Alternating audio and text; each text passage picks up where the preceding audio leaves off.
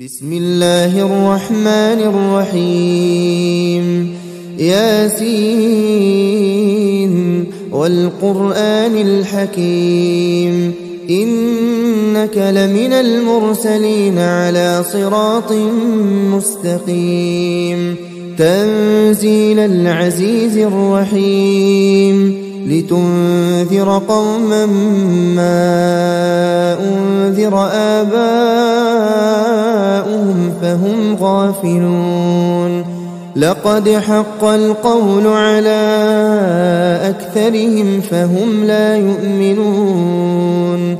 إنا جعلنا في أعناقهم أغلالا فهي إلى الأذقان فهم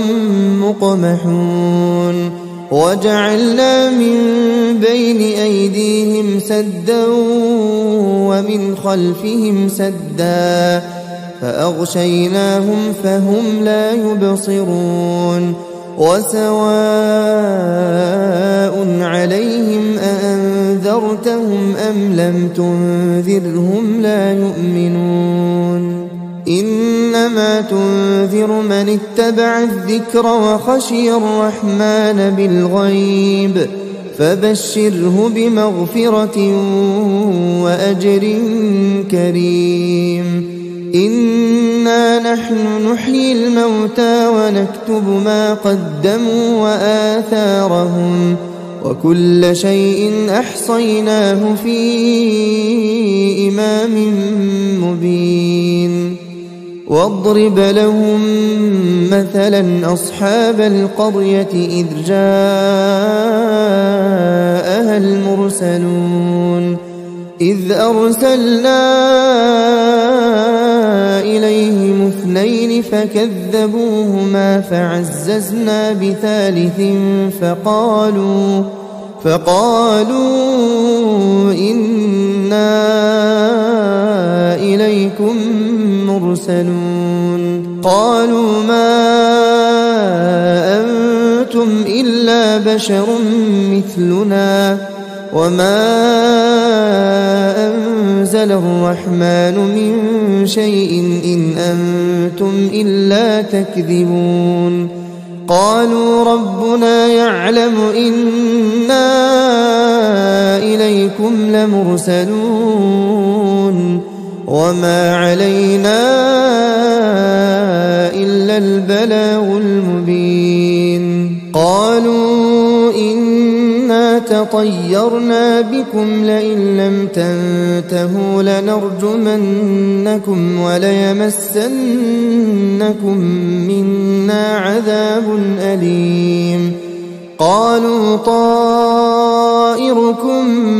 معكم أئن ذكرتم بل أنتم قوم مسرفون وجاء من أقصى المدينة رجل يسعى قال يا قوم اتبعوا المرسلين اتبعوا من لا يسألكم أجرا وهم مهتدون وما لي لا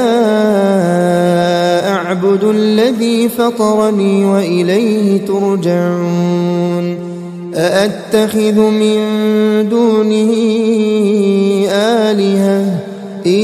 يردني الرحمن بضر لا تغن عني شفاعتهم شيئا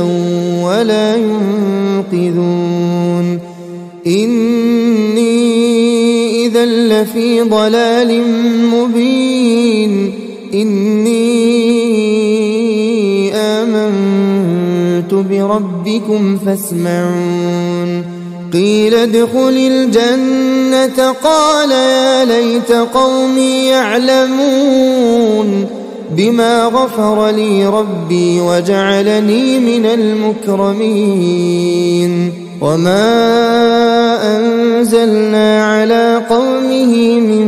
بعده من جند من السماء وما كنا منزلين إن كانت إلا صيحة واحدة فإذا هم خامدون يا حسرة على العباد ما يأتيهم من رسول إلا كانوا به يستهزئون ألم يروا كم أهلكنا قبلهم من القرون أنهم إليهم لا يرجعون وإن كل لما جميع لدينا محضرون وآية لهم الأرض الميتة أحييناها وأخرجنا منها حبا فمنه يأكلون وجعلنا فيها جنات من نخيل وأعناب وفجرنا فيها من العيون ليأكلوا من ثمره وما عملته أيديهم أفلا يشكرون سبحان الذي خلق الأزواج كلها مما تنبت الأرض ومن أنفسهم ومما لا يعلمون وآية لهم الليل نسلخ منه النهار فإذا هم مظلمون والشمس تجري لمستقر لها ذلك تقدير العزيز العليم والقمر قدرناه منازل حتى عاد كالعرجون القديم لا الشمس ينبغي لها أن تدرك القمر ولا الليل سابق النهار وكل في فلك يسبحون وآية لهم أنا حملنا ذريتهم في الفلك المشحون وخلقنا لهم من مثله ما يركبون وإن نشأ نغرقهم فلا صريخ لهم ولا هم ينقذون إلا رحمة منا ومتاعا إلى حين وإذا قيل لهم اتقوا ما بين أيديكم وما خلفكم لعلكم ترحمون وما تأتيهم من آية من آيات ربهم إلا كانوا عنها معرضين وإذا قيل لهم أنفقوا مما رزقكم الله قال الذين كفروا للذين آمنوا أنطعم من لو يشاء الله أطعمه إن أنتم إلا في ضلال مبين ويقولون متى هذا الوعد إن كنتم صادقين ما ينظرون إلا صيحة واحدة تأخذهم وهم يخصمون فلا يستطيعون توصية ولا إلى أهلهم يرجعون ونفخ في الصور فإذا هم من الأجداث إلى ربهم ينسلون قالوا يا ويلنا من بعثنا من مرقدنا هذا ما وعد الرحمن وصدق المرسلون إن كانت إلا صيحة واحدة فإذا هم جميع لدينا محضرون فاليوم لا تظلم نفس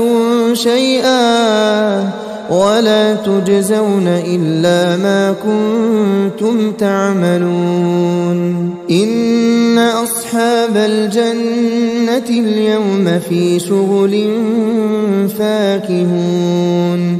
هم وأزواجهم في ظلال على الأرائك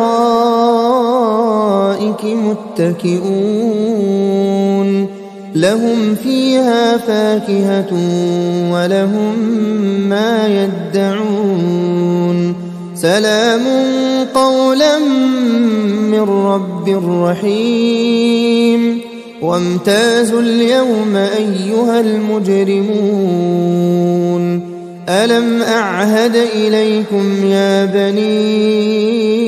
آدم ألا تعبدوا الشيطان إنه لكم عدو مبين وأن اعبدوني هذا صراط مستقيم ولقد أضل منكم جبلا كثيرا أفلم تكونوا تعقلون هذه جهنم التي كنتم توعدون اصلوها اليوم بما كنتم تكفرون اليوم نختم على أفواههم وتكلمنا أيديهم وتشهد أرجلهم بما كانوا يكسبون ولو نشاء لطمسنا على أعينهم فاستبقوا الصراط فأنى يبصرون ولو نشاء لمسخناهم على مكانتهم فما استطاعوا مضيا ولا يرجعون ومن نعمره ننكسه في الخلق أفلا يعقلون وما علمناه الشعر وما ينبغي له إن هو إلا ذكر وقرآن مبين لينذر من كان حيا ويحق القول على الكافرين أولم يروا أنا خلقنا لهم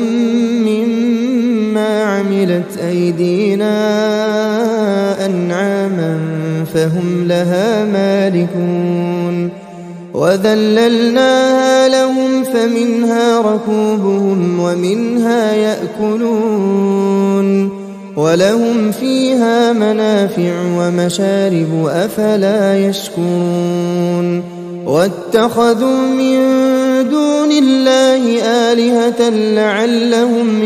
ينصرون لا يستطيعون نصرهم وهم لهم جند محضرون فلا يحزنك قولهم إنا نعلم ما يسرون وما يعلنون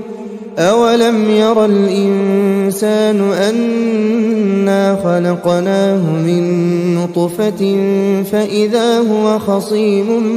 مبين وضرب لنا مثلا ونسي خلقه قال من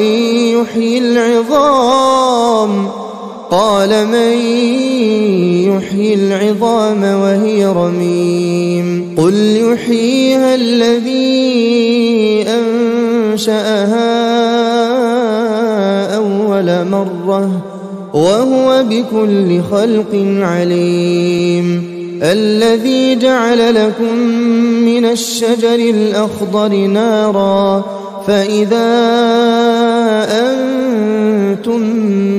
منه توقدون أوليس الذي خلق السماوات والأرض بقادر على أن يخلق مثلهم بلى وهو الخلاق العليم إنما أمره إذا أراد أراد شيئا أن يقول له كن فيكون فسبحان الذي بيده ملكوت كل شيء وإليه ترجعون. بسم الله الرحمن الرحيم. الرحمن علم القرآن خلق الإنسان علمه البيان الشمس والقمر بحسبان والنجم والشجر يسجدان والسماء رفعها ووضع الميزان ألا تطغوا في الميزان وأقيموا الوزن بالقسط ولا تخسروا الميزان والأرض وضعها للأنام فيها فاكهة والنخل ذات الأكمام والحب ذو العصف والريحان فبأي آلاء ربكما تكذبان خلق الإنسان من صلصال كالفخار وخلق الجان من مارج من نار فبأي آلاء ربكما تكذبان رب المشرقين ورب المغربين فبأي آلاء ربكما تكذبان مرج البحرين يلتقيان بينهما برزخ لا يبغيان فبأي آلاء ربكما تكذبان يخرج منهما اللؤلؤ والمرجان فبأي آلاء ربكما تكذبان وله الجوار المنشآت في البحر كالأعلام فبأي آلاء ربكما تكذبان كل من عليها فان ويبقى وجه ربك ذو الجلال والإكرام فبأي آلاء ربكما تكذبان يسأله من في السماوات والأرض كل يوم هو في شأن فبأي آلاء ربكما تكذبان سنفرغ لكم أيها الثقلان فبأي آلاء ربكما تكذبان يا معشر الجن والإنس إن استطعتم أن تنفذوا من أقطار السماوات والأرض فانفذوا لا تنفذون إلا بسلطان فبأي آلاء ربكما تكذبان يرسل عليكما شواظ من نار ونحاس فلا تنتصران فبأي آلاء ربكما تكذبان فإذا انشقت السماء فكانت وردة كالدهان فبأي آلاء ربكما تكذبان فيومئذ لا يسأل عن ذنبه إنس ولا جان فبأي آلاء ربكما تكذبان يعرف المجرمون بسيماهم فيؤخذ بالنواصي والأقدام فبأي آلاء ربكما تكذبان هذه جهنم التي يكذب بها المجرمون يطوفون بينها وبين حميم آن فبأي آلاء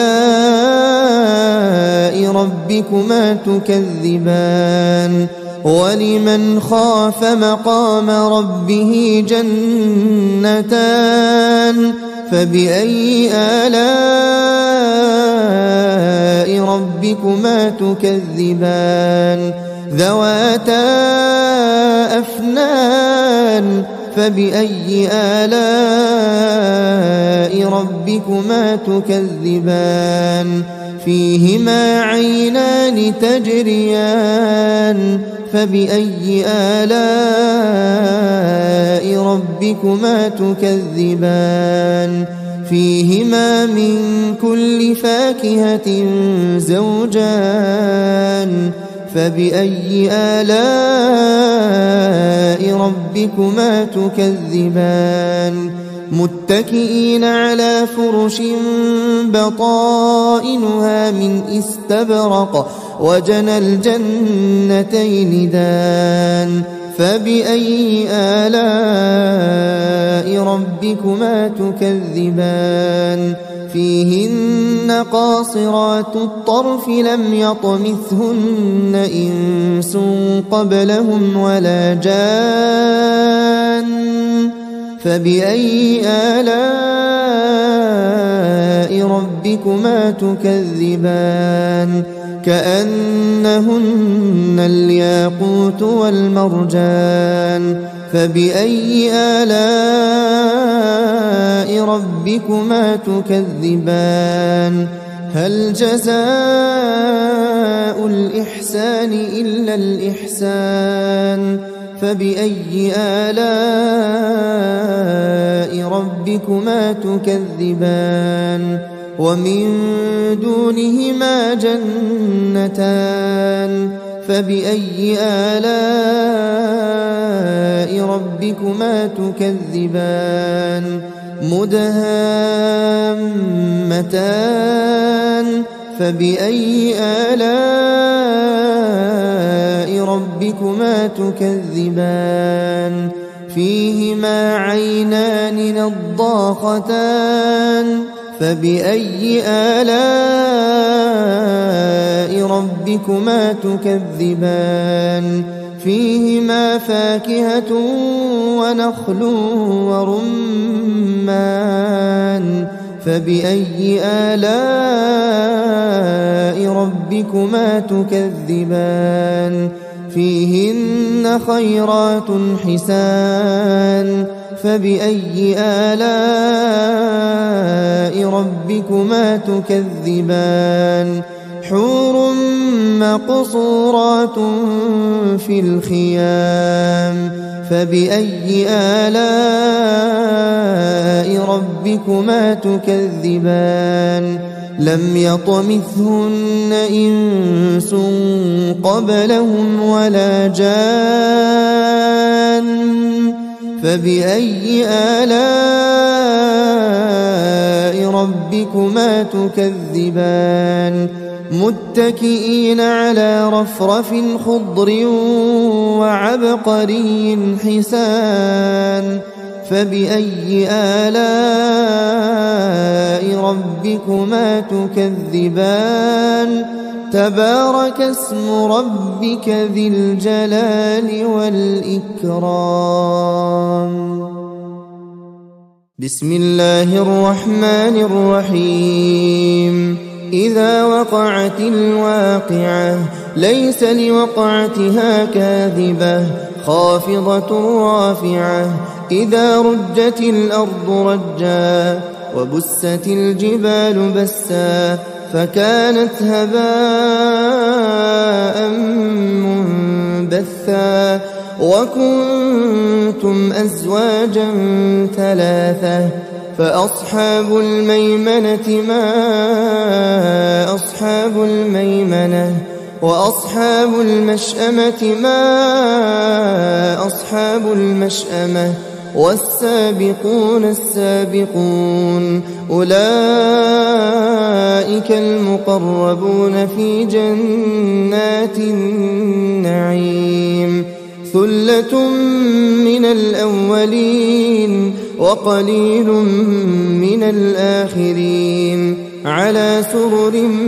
موضونة متكئين عليها متقابلين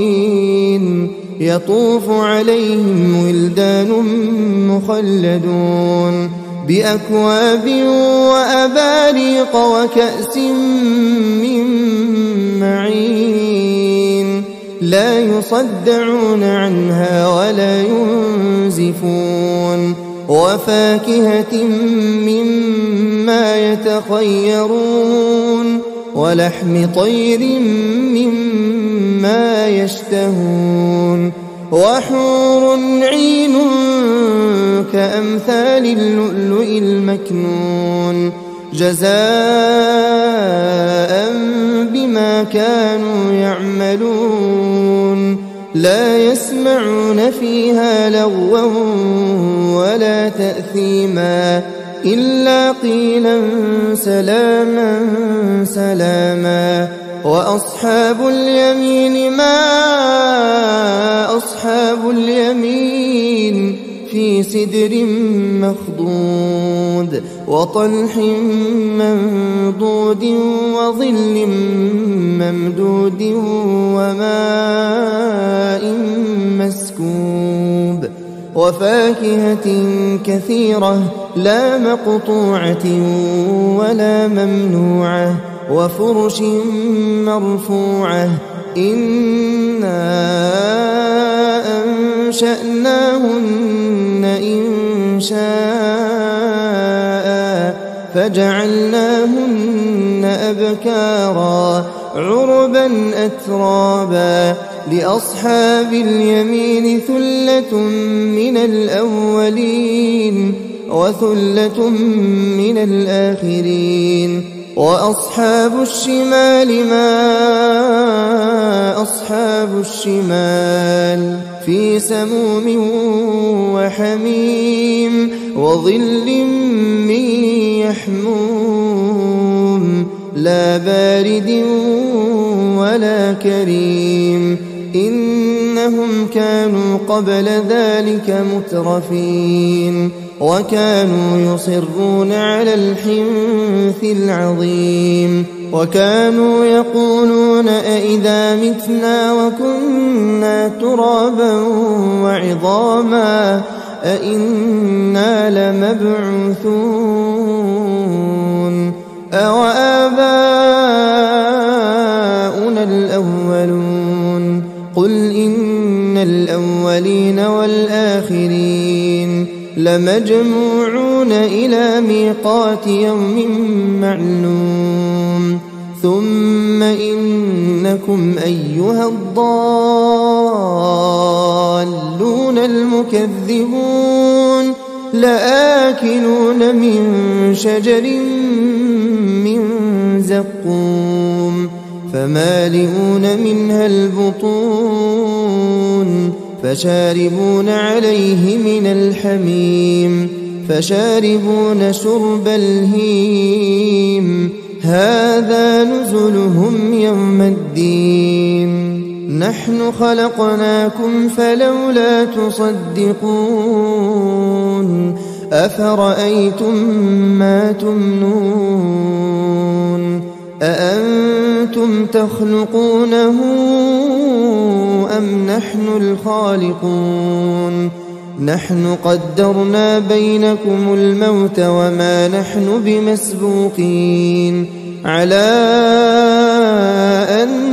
نبدل أمثالكم وننشئكم فيما لا تعلمون ولقد علمتم النشأة الأولى فلولا تذكرون أفرأيتم ما تحرثون أأنتم تزرعونه أم نحن الزارعون لو نشاء لجعلناه حطاما فظلتم تفكهون إنا لمغرمون بل نحن محرومون أفرأيتم الماء الذي تشربون أأنتم أنزلتموه من المزن أم نحن المنزلون لو نشاء جعلناه أجاجا فلولا تشكرون أفرأيتم النار التي تورون أأنتم أنشأتم شجرتها أم نحن المنشئون نحن جعلناها تذكرة ومتاعا للمقوين فسبح باسم ربك العظيم فلا أقسم بمواقع النجوم وإنه لقسم لو تعلمون عظيم إنه لقرآن كريم في كتاب مكنون لا يمسه إلا المطهرون تنزيل من رب العالمين أفبهذا الحديث أنتم مدهنون وتجعلون رزقكم أنكم تكذبون فلولا إذا بلغت الحلقوم وأنتم حينئذ تنظرون ونحن أقرب إليه منكم ولكن لا تبصرون فلولا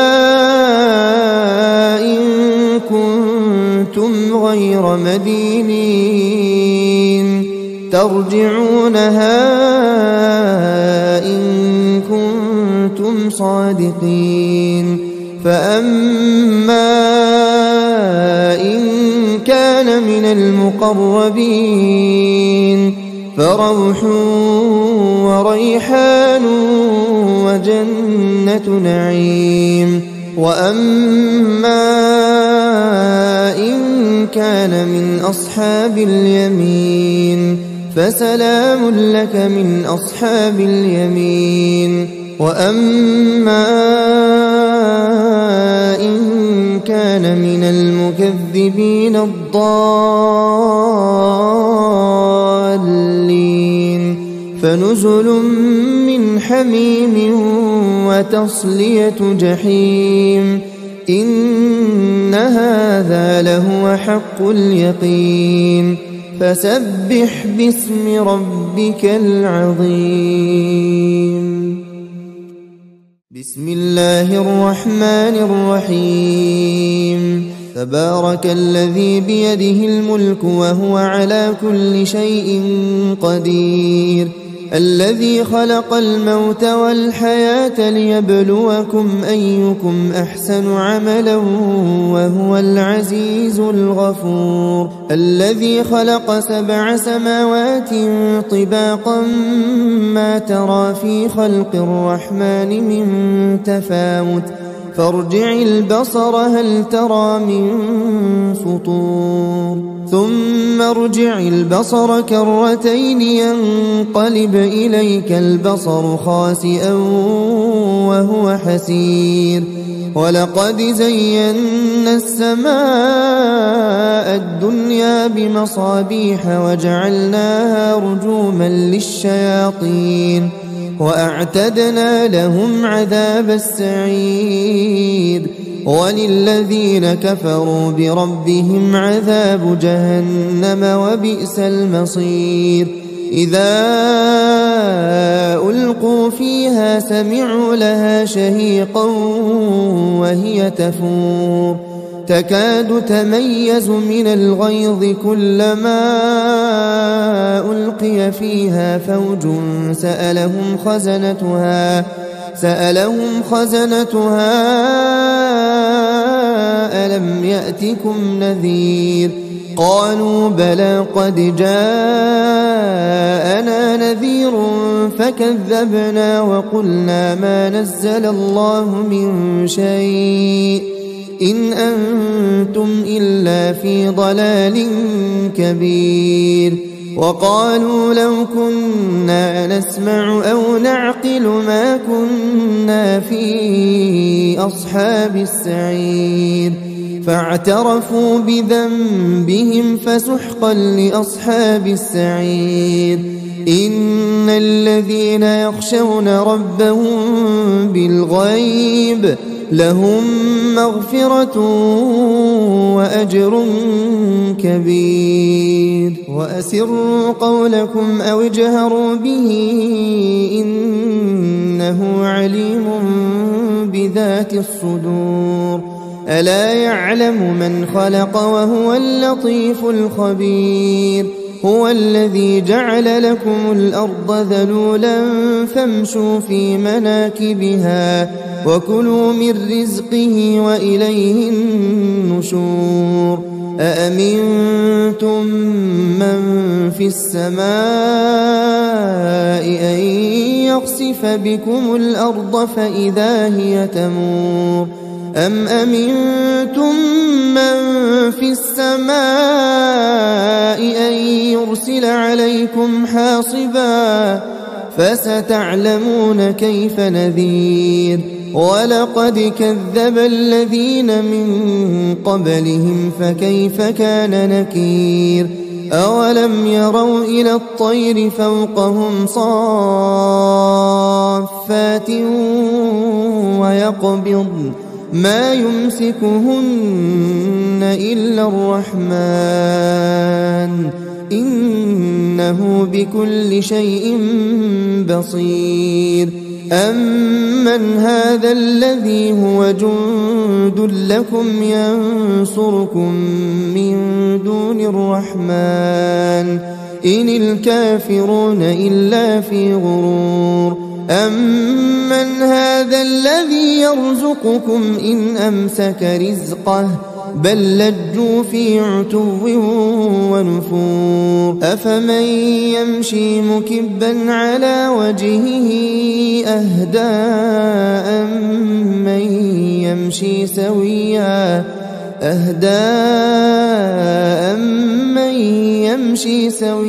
على صراط مستقيم قل هو الذي أنشأكم وجعل لكم السمع والأبصار والأفئدة قليلا